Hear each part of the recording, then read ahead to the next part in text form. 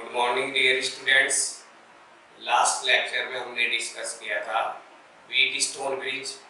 आज हम डिस्कस करेंगे व्हीट स्टोन ब्रिज के एक practical application that is called metre bridge और slide wire bridge. Metre bridge और स्लाइड वायर ब्रिज।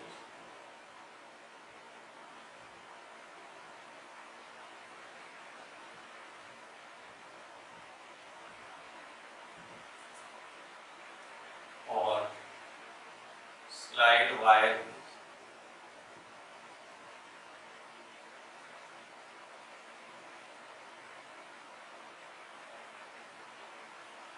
तो बच्चों, मीटर ब्रिज होता क्या है?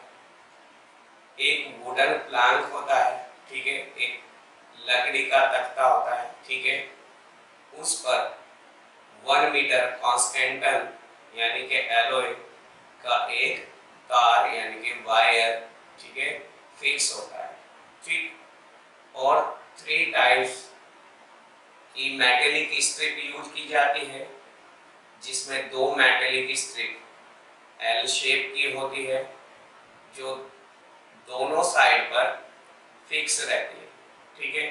और 3rd टाइप स्ट्रिप आई शेप की होती है और वो स्ट्रिप दोनों के बीच में living a gap from both side fix कर दी जाती है, ठीक है। तो उसका डायग्राम देखिए क्या होता है। एल शेप की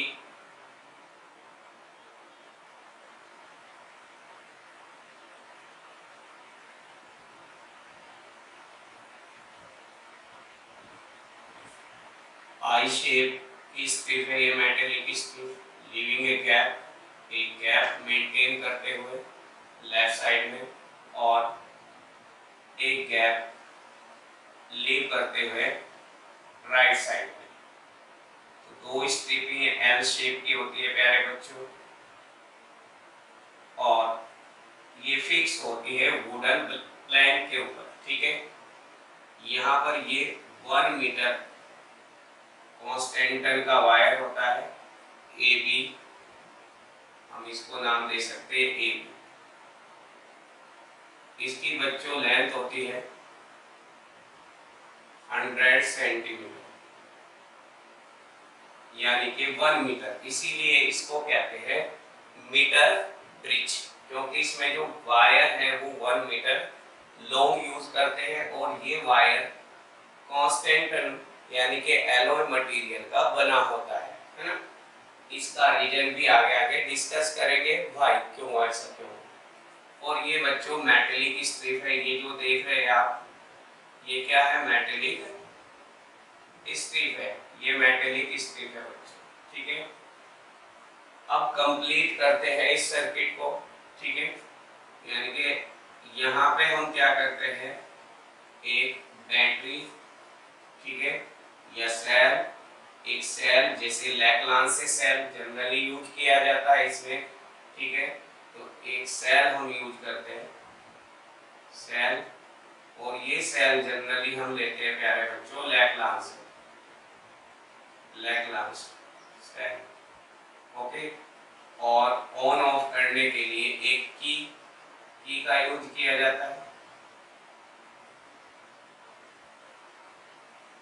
सर्किट को यानी कि कंप्लीट किया जाता है। जो गैप है वहां पर हम एक रेजिस्टेंस बॉक्स, जिसमें 1 से लेकर के 10 ओम तक प्यारे बच्चों रेजिस्टेंस होते हैं, और कनेक्टेड करते हैं। और राइट साइड में एक अननोन रेजिस्टेंस, जिसका हमें रेजिस्टेंस या रेजिस्टिविटी कैलकुलेट करनी होती है, कनेक्ट कर देते हैं। This arrangement is called metre bridge. अब इस अरेंजमेंट को में यहाँ पर एक स्क्रू होता है और इस स्क्रू को हम, ठीक है, कनेक्टिंग वायर की हेल्प से गैल्वेनोमीटर से कनेक्ट करते हैं, और गैल्वेनोमीटर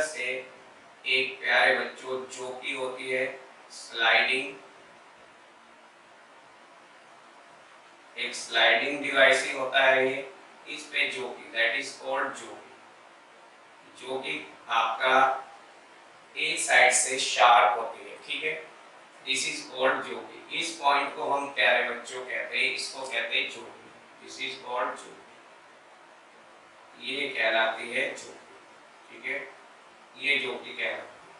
तो एक जोकी को हम अटैच कर देते हैं, ठीक है, क्लियर। यहाँ पर अब इसकी वर्किंग हमें पढ़नी है, प्रिंसिपल पढ़ना है। प्रिंसिपल इसका प्यारे बच्चों मैंने बताया इसके ऊपर बेस होता है व्हीट स्टोन ब्रिज। तो सबसे पहली बात, it is a practical form of wheat stone bridge. ये व्हीट स्टोन ब्रिज की प्रैक्टिकल फॉर्म, ठीक है, which is used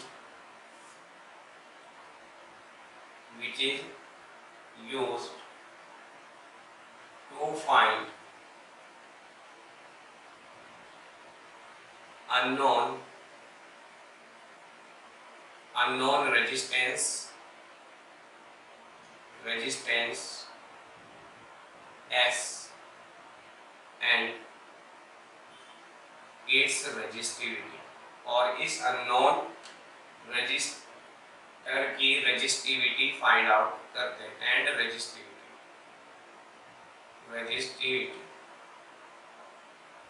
क्लियर, ये रेजिस्टिविटी निकालते हैं। बात आती है प्रिंसिपल। तो what is the principle of metre bridge. तो मैंने जैसा बताया इसका प्रिंसिपल बच्चों किस पे बेस होता है, wheat stone bridge. its principle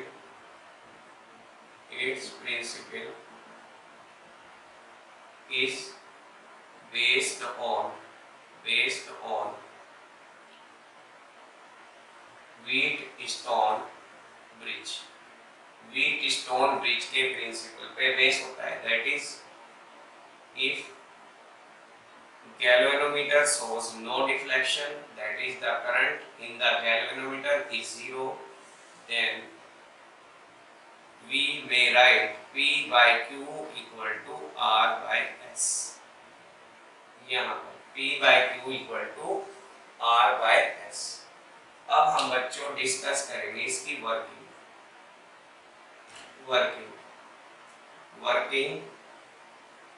to find the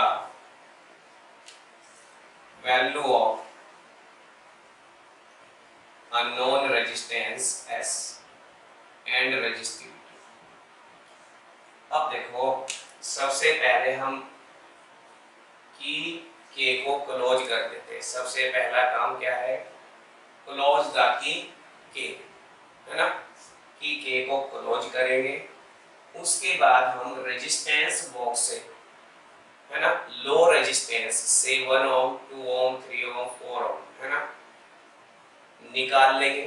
सबसे पहले हम क्लोज करेंगे की के को और 1 ओम का रेजिस्टेंस बॉक्स से निकाल लेते हैं।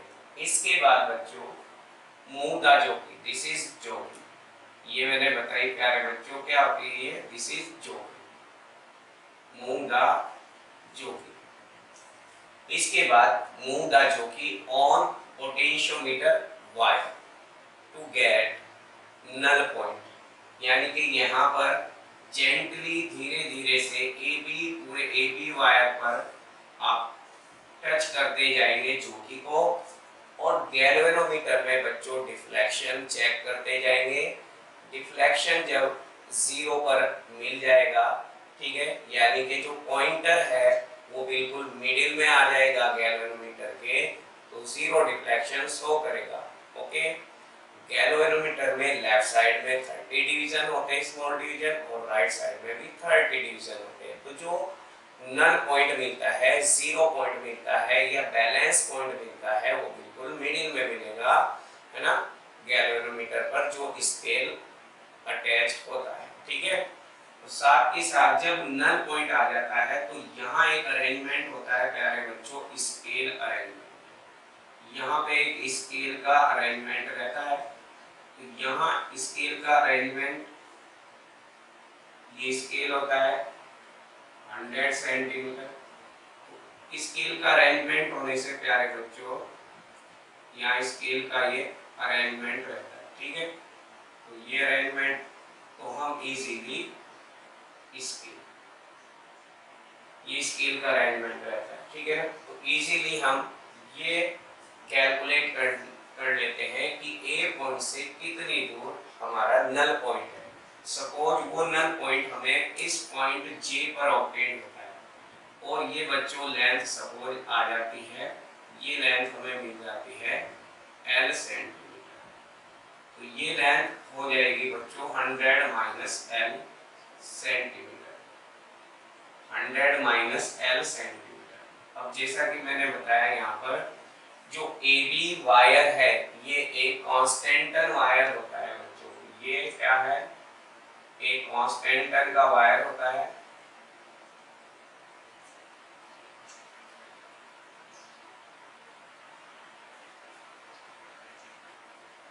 कांस्टेंट वायर होता है, ठीक है ना, ये कांस्टेंट का वायर, ठीक है AB।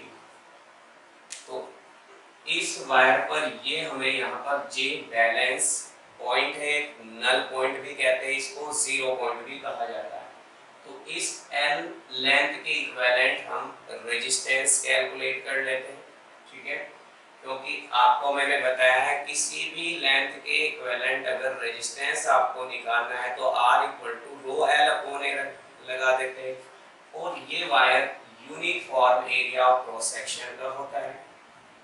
तो यहाँ पर इसके इक्विवेलेंट जो रेजिस्टेंस मिलता है L लेंथ के उसको हम P लेट कर लेते हैं और 100 माइनस L की इक्विवेलेंट रेजिस्टेंस हमें मिलता है उसको हम Q लेट कर लेते हैं। इस तरीके से P Q R S और G का ये पांचवा रेजिस्टेंस होता है ना, 5 रेजिस्टेंस इसमें यूज हो जाते हैं। 4 रेजिस्टेंस हमें, 2 रेजिस्टेंस हमें ऊपर मिले हुए और 2 रेजिस्टेंस हमें नीचे मिले हुए। तो जब गैल्वेनोमीटर कोई डिफ्लेक्शन शो नहीं करता तो हम लिख सकते हैं P by Q equal to R by S। Clear.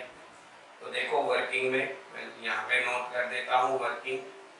मैंने सबसे पहले the working diagram to find the value of unknown resistance S is as shown in figure। Okay. अब प्यारे बच्चों वर्किंग करने के लिए सबसे पहले मैंने बात बताई, firstly close the key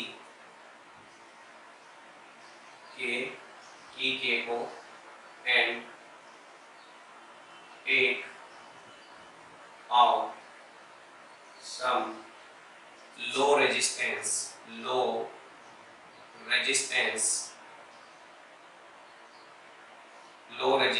capital R from resistance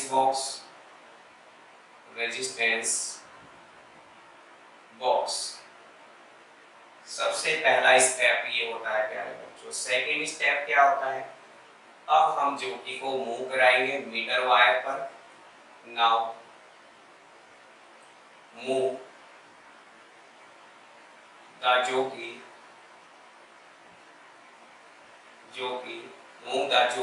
इस ज्योति को है ना जे, मूव द ज्योति gently on meter wire to get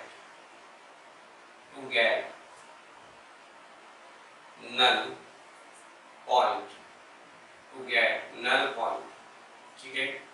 तो नल पॉइंट फाइंड आउट करने के लिए हम ज्योति को मीटर वायर पर धीरे धीरे टच कराते जाते हैं, स्पर्श कराते जाते हैं, ठीक है। और इस तरीके से हम नल पॉइंट की पोजीशन ढूंढ लेते हैं और वो नल पॉइंट प्यारे बच्चों हमें मिल जाता है दिस वन पॉइंट पर। हम है ना late it is obtained at point J। ठीक है, अब हम यूज कर देते हैं बच्चों, अब जब नल पॉइंट मिल गया तो ये ब्रिज बैलेंस हो गया। तो यूजिंग बैलेंस स्टेट या condition of wheat stone bridge. State condition आपका क्या है, P/Q इक्वल टू R/S। अब P मैंने बताया था, P is the resistance of AJ wire, तो इसके इक्विवेलेंट रेजिस्टेंस फॉर्मूला लगाएंगे, resistivity rho, length L upon area A, ये आ जाएगा। Q का बच्चों अपॉन में Q रो 100 माइनस L, Q किसके इक्विवेलेंट रेजिस्टेंस है, JB लेंथ के 100 माइनस L। और रेजिस्टिविटी हमेशा मटेरियल की प्रॉपर्टी होती है, तो रेजिस्टिविटी सेम रहेगी क्योंकि पूरा वायर किसका बना हुआ है, कांस्टेंट का। ठीक है, तो चाहे इस वायर के कितने भी टुकड़े करो, 2 पार्ट करो, 3 पार्ट्स करो, छोटे पार्ट्स की रेजिस्टिविटी पूछो, सबकी सेम। ठीक है, अपॉन में area of cross section same होगा, तो बच्चों यहाँ से रेजिस्टिविटी कैंसिल हो जाएगी, area of cross section cancel हो जाएगा। R हमने निकाला था कितना, सपोज 1 ओम का, तो R की वैल्यू 1 रख देंगे, 2 ओम का निकालेंगे 2 रख देंगे, और 3 ओम का निकालेंगे तो 3 ओम रख देंगे। इस तरह से S की वैल्यू हम यहाँ से कैलकुलेट कर सकते हैं। ठीक है, तो L/100 माइनस L यहाँ मिल जाता है प्यारे बच्चों, तो ये वैल्यू हमें मिल जाती है L अपॉन 100 माइनस L। ठीक है, R बाय कितना S, तो S can easily find out हो जाता है, कितना मिल जाएगा 100 माइनस L अपॉन कितना L इनटू में R। इस तरीके से हम डिफरेंट 2-3 यहाँ पे रीडिंग ले लेते हैं। ठीक है ना, ठीक, और इन सभी का मीन ले लेते हैं, S1 S2 S3 S4 S5। ठीक है, अगर एरर आपको कम करनी है तो ज्यादा से ज्यादा एटलीस्ट आप 5 रीडिंग लो। ठीक है, तो इस तरीके से मीन लेकर के हम वही फाइनल हमारा रेजिस्टेंस मिल जाता है अननोन वायर। अब अगर हमें रेजिस्टिविटी निकालनी है बच्चों, अगर हमें रेजिस्टिविटी निकालनी है तो रेजिस्टिविटी निकालने के लिए इस वायर की आपको लेंथ लेनी पड़ेगी, इस वायर की लेंथ। ठीक है, इस वायर की लेंथ कितनी है, यहाँ से इसको निकालेंगे, वायर को स्ट्रेट करेंगे और आपका इस स्केल पर इसकी लेंथ को मेजर करेंगे। Suppose length of the wire capital L है, तो रेजिस्टिविटी निकालने का फॉर्मूला क्या बताया, R equal to rho L upon A से रेजिस्टिविटी इजीली निकाल लेंगे। हमारा S हमें पता ही है रेजिस्टेंस, बात आती है एरिया ऑफ क्रॉस सेक्शन, तो पाई R स्क्वायर होता है, सर्कुलर क्रॉस सेक्शन होता है किसी वायर का। ठीक है, एरिया पाई R स्क्वायर, तो रेडियस मींस क्या हुआ कि इस वायर की थिकनेस आप फाइंड आउट करेंगे आपका डायमीटर कैलकुलेट करके। ठीक है, तो कैलकुलेट करेंगे डायमीटर, जिससे रेडियस हमें मिल जाएगी। ठीक है, और आपका डायमीटर निकालने के लिए इस वायर का हम यूज करते हैं प्यारे बच्चों स्क्रू गेज। ठीक है, एक डिवाइस है ना, तो स्क्रू गेज का हम यूज करके इसका इजीली डायमीटर भी निकाल लेते हैं और फिर फॉर्मूले में ये सब वैल्यू पुट कर देते हैं। S हमारा मिल जाता है कितना, S इक्वल टू हमें मिल गया 100 minus L upon L into capital. Also हम निकाल लेते हैं रेजिस्टिविटी। क्या निकाल लेते हैं बच्चों, रेजिस्टिविटी। तो resistivity of unknown wire, resistivity of unknown wire, unknown wire की रेजिस्टिविटी यहाँ पर कितनी है, तो आर की जगह यहाँ पे क्या रखेंगे हम, अगर रेजिस्टिविटी हमें निकालनी है आर की जगह हम क्या रखेंगे बोलो, एस, है ना, रो एल अपॉन ए, एरिया को लिखेंगे पाई डी स्क्वायर अपॉन में 4, तो 4 ऊपर पहुंच जाएगा, तो रो की वैल्यू यहाँ से कैलकुलेट कर लेंगे easily, S into pi D square upon 4।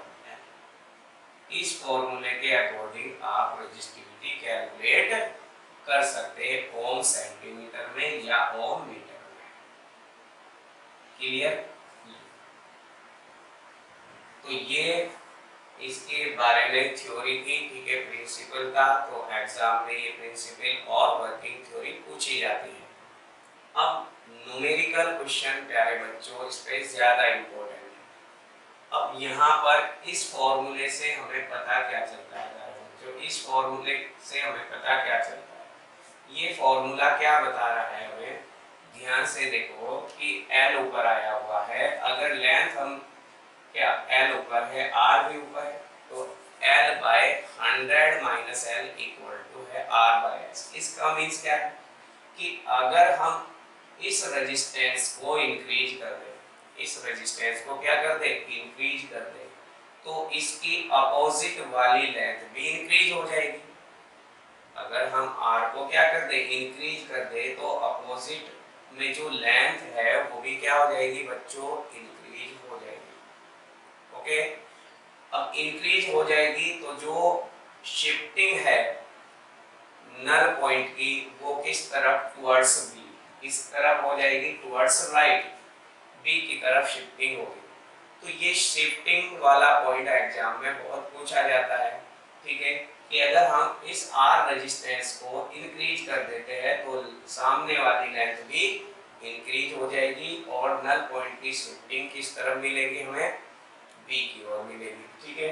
अगर हम कम कर देंगे तो जो नल पॉइंट है वो शिफ्ट आपका जो कम करेंगे तो लेंथ भी कम होगी, लेंथ कम होगी तो जो नल पॉइंट है वो A की ओर शिफ्ट हो जाएगा।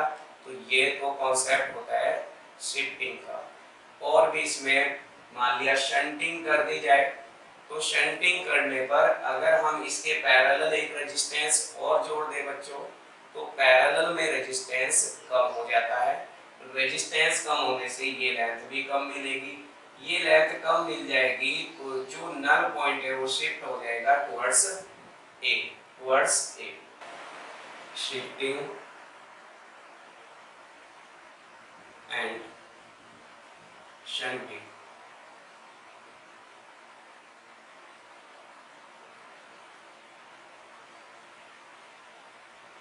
ठीक है, तो अगर शिफ्टिंग एंड शंटिंग का मीनिंग क्या होता है प्यारे बच्चों, यानी कि जो यहाँ पर स्लाइडिंग पॉइंट हमें मिलता है ना, उस स्लाइडिंग पॉइंट पर क्या इफेक्ट पड़ेगा अगर हम रेजिस्टेंस R को इंक्रीज कर दे या डिक्रीज कर दे, या जो अननोन रेजिस्टेंस है ना, उसको शंट कर दिया जाए, ठीक है ना, इसके पैरेलल एक क्या जोड़ दिया जाए, रेजिस्टेंस जोड़ दिया जाए, ठीक है।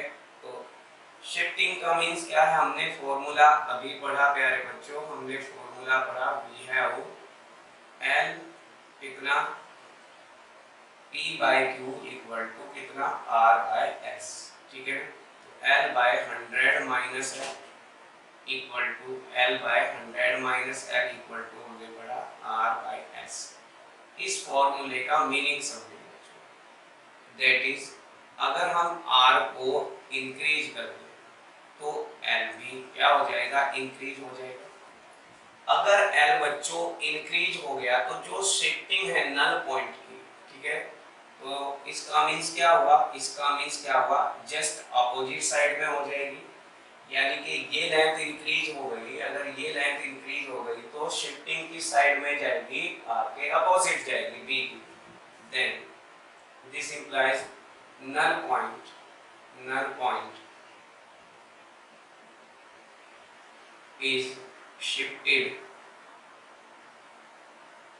towards B, इसकी तरफ towards B, and vice versa, and vice versa, vice versa.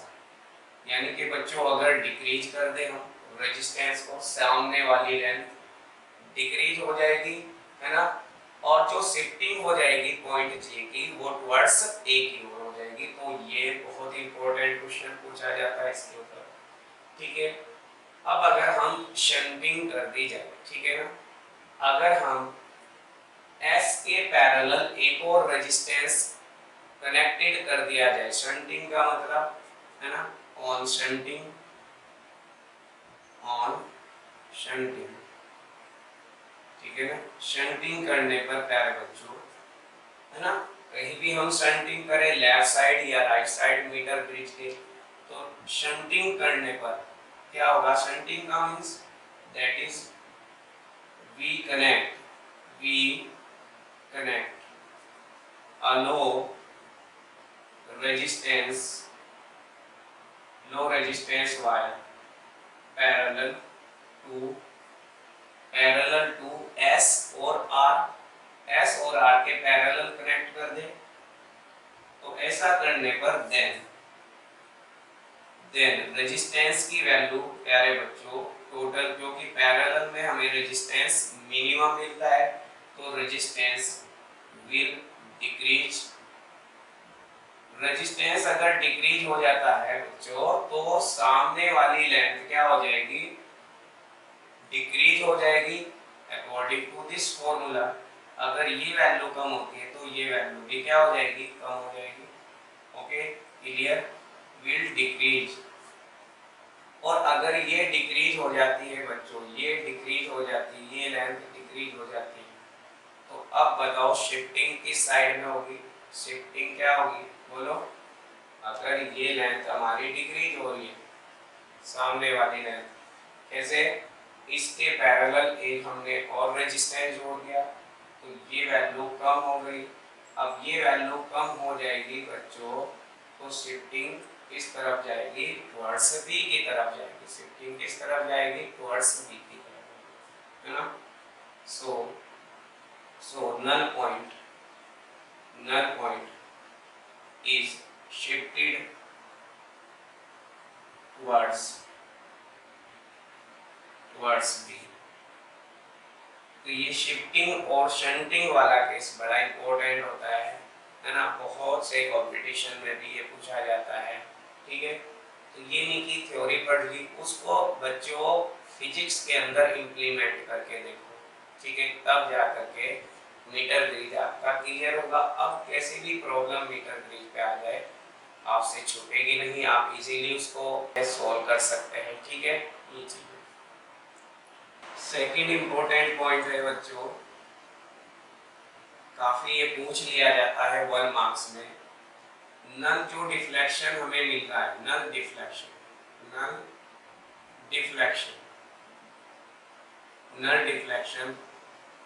does not depends on first area or radius, है ना, इसका एरिया ऑफ क्रॉस सेक्शन किसका है, वायर का, ऑफ वायर। सेकंड मटेरियल, है ना, पर डिपेंड नहीं करता, वायर किस मटेरियल का बना हुआ है, nature of material wire, material wire की नेचर पर भी डिपेंड नहीं करता। और दूसरी बात, जो सेल आपने कनेक्ट किया है स्टैंडर्ड सेल, उसके ईएमएफ ऑफ स्टैंडर्ड सेल के ईएमएफ पर डिपेंड नहीं करता। तो 3 पॉइंट है, बहुत इंपॉर्टेंट होते हैं, ये पॉइंट पूछ लिए जाते हैं, ठीक है। तो ये चीजें आती है। दूसरी बात, ये मोस्ट इंपॉर्टेंट है, कांस्टेंटन का वायर ही यूज क्यों किया जाता है, ठीक है ना, इन मीटर ब्रिज, है ना, वी यूज, है ना, कांस्टेंटन वायर, वाई। तो इन मीटर ब्रिज ब्रिज, है ना। 1 metre long constantan and wire is used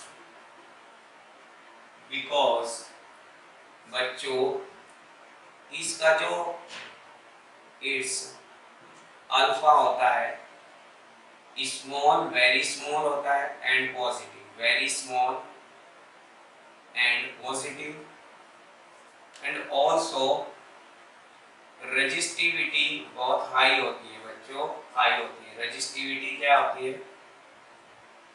is high, ये रीजन है। ऐसा होने से क्या होगा, यानी कि अगर टेम्परेचर के साथ रेजिस्टिविटी, क्या टेम्परेचर अगर अल्फा स्मॉल पॉजिटिव है तो टेम्परेचर इंक्रीज करने से resistivity remain same. That is अगर टेम्परेचर को इंक्रीज या डिक्रीज कर दे बच्चों, डिक्रीज कर दे देन, ठीक है ना, रो क्या रहता है, सेम रहता है। ये रीजन क्लियर।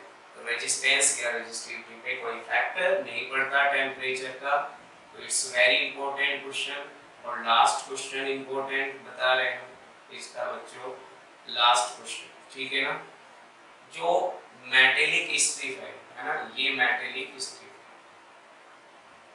ब्रास की या एल्यूमिनियम की, ये मेटेलिक स्ट्रिप है, ये मोटी ही क्यों लगाई जाती है ना। भाई एक वायर ले लेते पतला तार, पतले तार से भी काम चल जाता, करंट का फ्लो हो जाता। करंट का फ्लो ये हो रहा है, ठीक है, ये करंट का क्या है, फ्लो है। करंट यहाँ इनसे होता हुआ जाता है, ठीक है ना। तो करंट का जो फ्लो था प्यारे बच्चों, वो तो किससे भी हो सकता था, करंट का फ्लो वायर से भी हो सकता था। तो मोटी पत्तियां मेटेलिक, जो मेटेलिक स्ट्रिप्स है, ये मेटेलिक स्ट्रिप, ये मोटी मेटेलिक स्ट्रिप क्यों लगाते हैं। क्वेश्चन ये, मेटेलिक थिक स्ट्रिप्स का यूज क्यों करते हैं, thick strip, metallic thick strips, क्योंकि प्यारे बच्चों अगर मोटी है पत्तियां मेटल की तो उसका एरिया ज्यादा है, ठीक है। और R equal to rho L upon A के अकॉर्डिंग अगर एरिया ज्यादा है तो रेजिस्टेंस कम हो जाएगा, और रेजिस्टेंस कम हो जाएगा तो करंट का फ्लो मीटर ब्रिज से इजीली हो जाएगा। इजीली हमें गैल्वेनोमीटर में डिफ्लेक्शन ऑब्टेन्ड हो जाएगा, ठीक है। तो यहाँ पर thick thick metallic strips are used in meter bridge because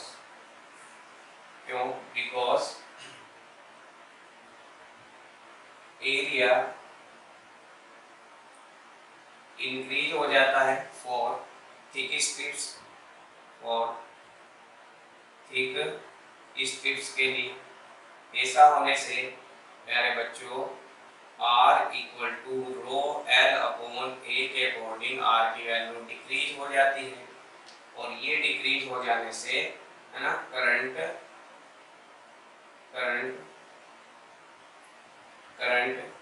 is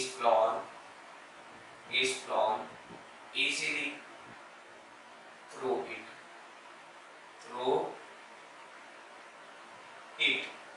current क्या हो जाता है प्यारे बच्चों, इजीली थ्रू हो जाता है मीटर ब्रिज से, ठीक है ना, इनकी स्ट्रिप से। Okay, thank you.